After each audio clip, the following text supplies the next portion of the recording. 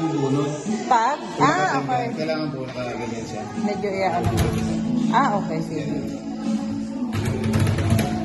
Pero pag nakatayo din yun. Okay. So kaya ano ba po, gusto niyo siyang ilang. So, kasi yan, lamitan mo po kasi siyang ano eh. Ito yung bunot. Ito po yung pinakasagin niya. So ngayon, kung baga nakalak na siya, para mabunod niya siya, gagawin mo. Okay. Gagawin mo. So pag i-ubuksan rin po, ganun. Kailangan naka-horizontal po yung susi. Oo. Sa loob naman, ang lock niya ay... Ganun din po sa taas, kaya lang siyang ganito. Kasi, Siyempre. Kaya ako puro saksakan. Mm-mm. Kahit pa na kung humarap, puro saksakan. Mm-mm.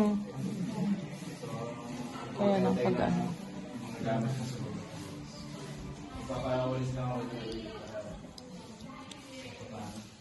Oy, baka kayo mahulog ha? Baka kayo mahulog. Pag kayo nahulog yan, dila namin kayo sa dadalhin.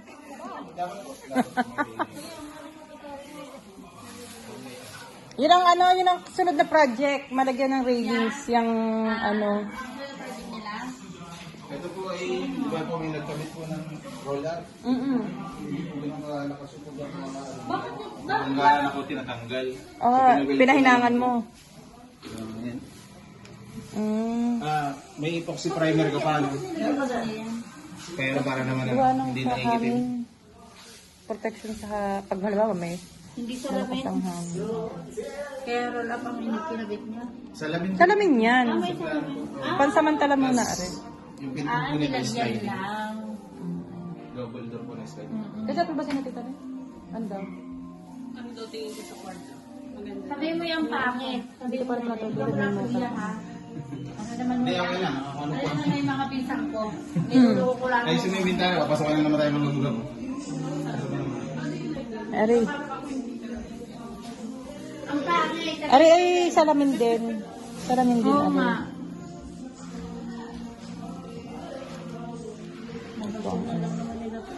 Yan lang ka.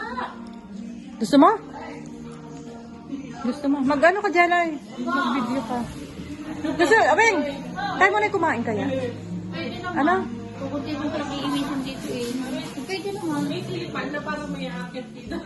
Ganun talaga. May alarm pa. Pangalay mo. Tayo mo. Ako nga parang hindi mo gano'n. Hinihigitan ko yung mga ganyan. Ayun lang, oo, ano.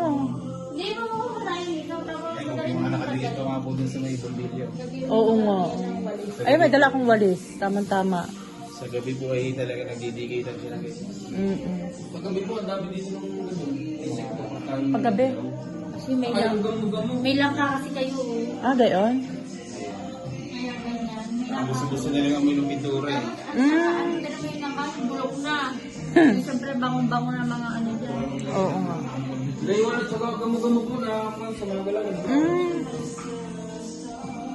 Hindi lang ginanay mo na yun.